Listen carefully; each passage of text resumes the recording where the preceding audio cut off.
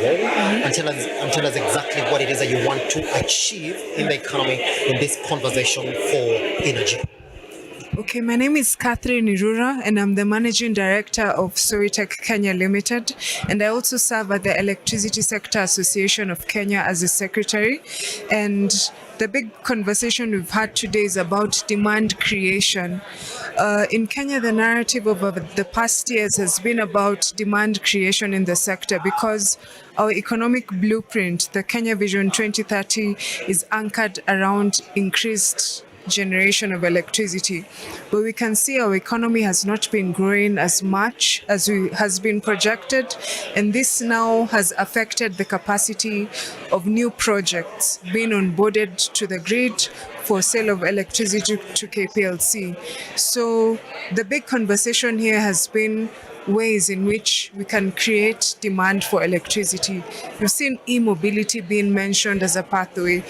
On our end, we are keen on pushing a green hydrogen economy in Kenya because it creates potential for industrial applications that are energy intensive, that use electricity, and also prevent wastage of electricity, because one of the things you had during the panel was how electricity is vented at night in geothermal fields. So finding innovative ways where we can generate more electricity to grow industry, create more sustainable jobs, and even in line with the economic goals you have in our country. When you look at the overall energy sector in the country, would you say that we are a bit late in adopting this, what you like to call new sources of energy, like hydrogen and now conversation around e-mobility? Are we late or we are still on track in terms of the adoption?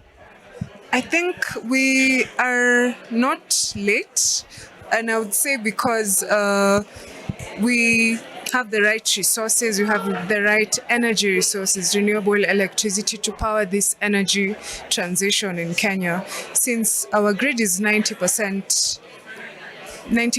green, as you would say, all we need now is higher investment in infrastructure, better licensing conditions, and a clear regulatory framework on how this electricity can be used, from where it can be used, because the market is evolving.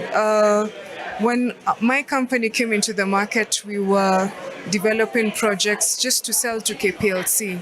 You've heard that many people are now generating their own energy for industrial use, for own use.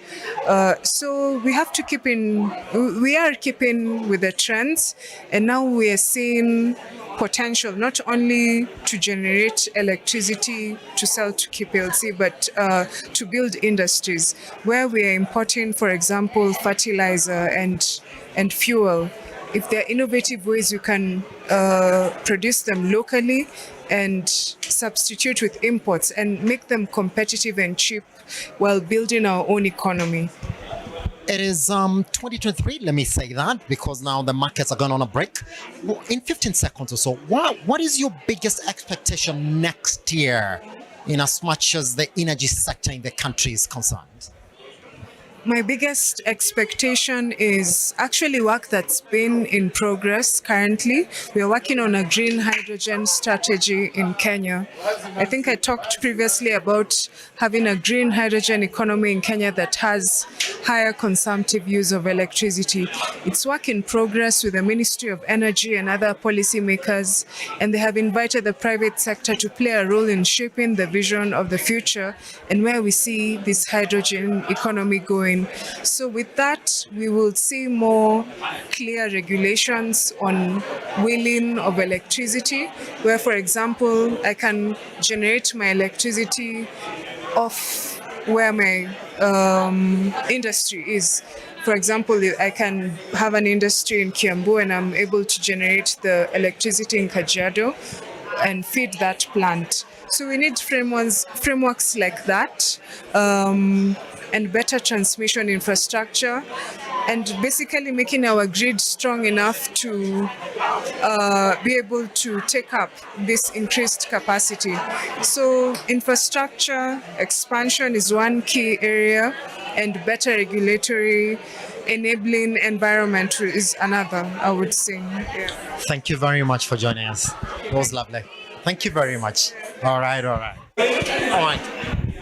The bigger news is that you're coming into the market and your introduction